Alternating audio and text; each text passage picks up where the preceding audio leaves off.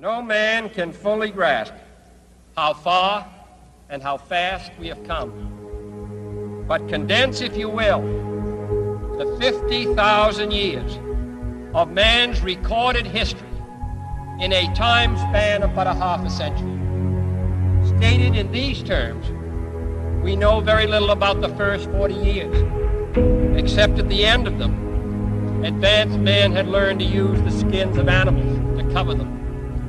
Then about 10 years ago, under this standard, man emerged from his caves to construct other kinds of shelter. Only 5 years ago, man learned to write and use a cart with wheels. Christianity began less than 2 years ago. The printing press came this year. And then less than 2 months ago, during this whole 50-year span of human history, the steam engine provided a new source of power. Newton explored the meaning of gravity. Last month, electric lights and telephones and automobiles and airplanes became available. Only last week did we develop penicillin and television and nuclear power. And now, if America's new spacecraft succeeds in reaching Venus, we will have literally reached the stars before midnight tonight. This is a breathtaking pace, and such a pace cannot help but create new ills as it dispels old. New ignorance, new problems, new dangers. Surely the opening vistas of space promise high costs and hardships, as well as high reward. So it is not surprising that some would have us stay where we are a little longer, to rest, to wait. But this city of Houston, this state of Texas, this country of the United States was not built by those who waited and rested and wished to look behind them.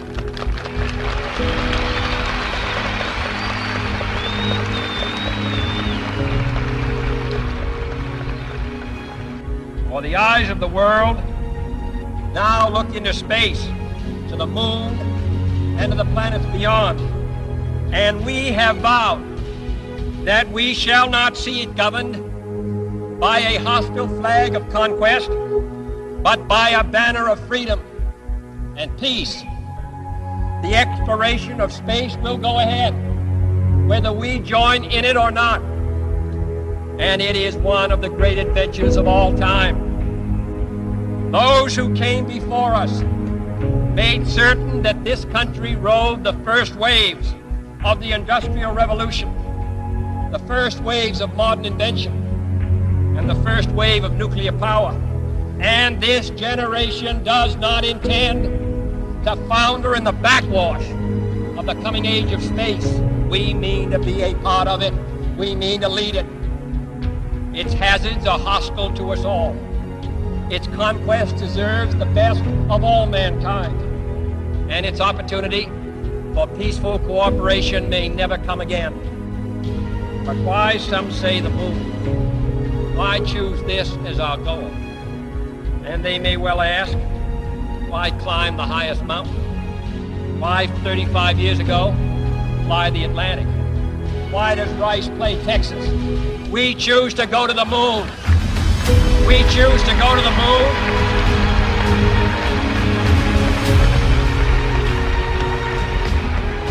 We choose to go to the moon in this decade and do the other things, not because they are easy, but because they are hard. Because that goal will serve to organize and measure the best of our energies and skills. Because that challenge is one that we're willing to accept, one we are unwilling to postpone, and one we intend to win, and the others do.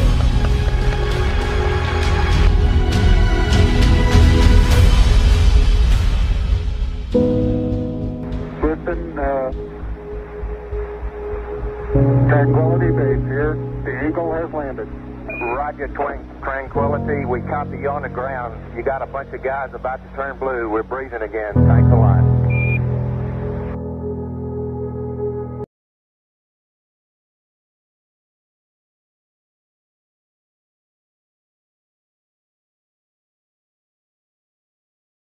I think the momentous, most memorable thing that I can recall about that particular day was the opportunity while my two friends here were being put into the spacecraft to stand alone by myself out there and look at the rocket and the quietness and see the sun come up and the waves rolling in and the evidence of the millions of people watching, but nothing specific and just so quiet.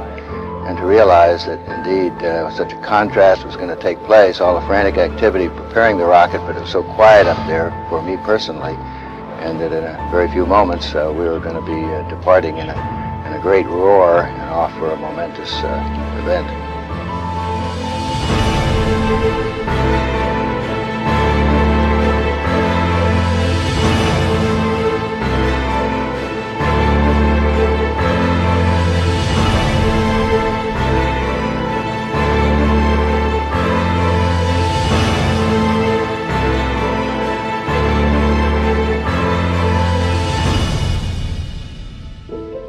I thought we had a 90% chance of getting back safely to Earth on that flight, but only a 50-50 chance of making a successful landing on the first attempt. There's so many unknowns in that descending from lunar orbit down to the surface that had not been demonstrated yet by testing. It's a risk-reward equation, and you're able to accept a level of risk so long as it's commensurate with the reward that you will get by achieving the goal that you're after.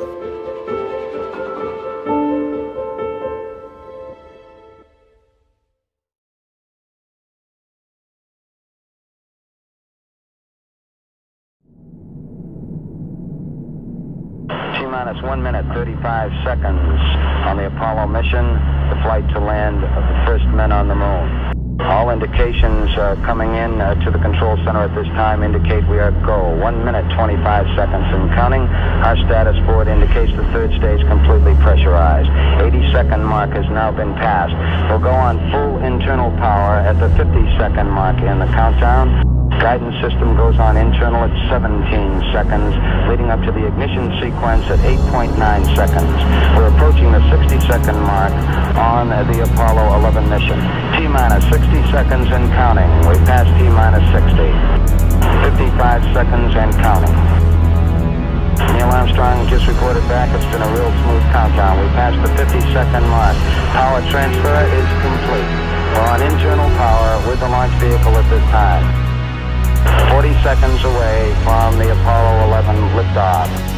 All the second stage tanks now pressurized. 35 seconds and counting. We are still go with Apollo 11. 30 seconds and counting. Astronauts report it feels good. T-minus 25 seconds. 20 seconds and counting.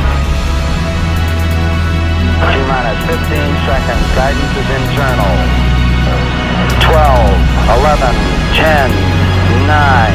Ignition sequence start.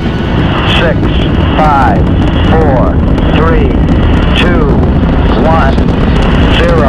All engine running. Liftoff. We have a liftoff. 32 minutes past the hour. Liftoff on Apollo 11. Tower clear. Okay, we got a roll program.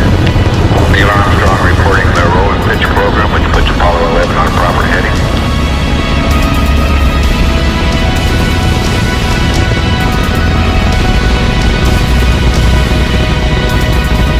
Plus 30 seconds. Roll complete and emission program.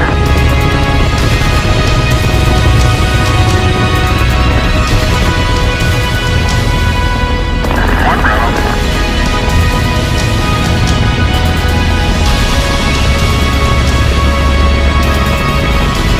Altitude's 2 miles. Oh, 11 Houston, you're good at 1 minute. Downrange 1 mile, altitude 3, 4 miles now. Velocity 2,195 feet per second. 11 Houston, thrusters go. All engines, you're looking good. Roger, you're loud and clear, Houston.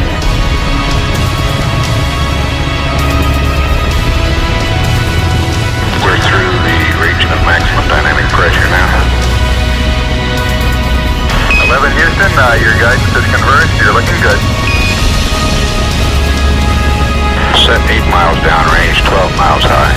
Velocity 4,000 feet per second. Stand by for mode 1 Charlie. Mark, mode 1 Charlie. 1 Charlie. Cliff Charlesworth taking a staging status. This is Houston, you are go for staging. Tower's going. Roger, tower. Inboard cutoff. Inboard engines out. I'm inboard cutoff.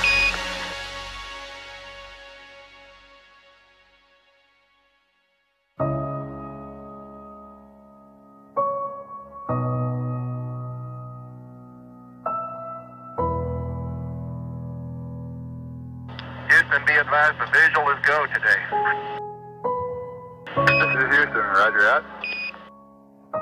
Yeah, they finally gave me a window to look out.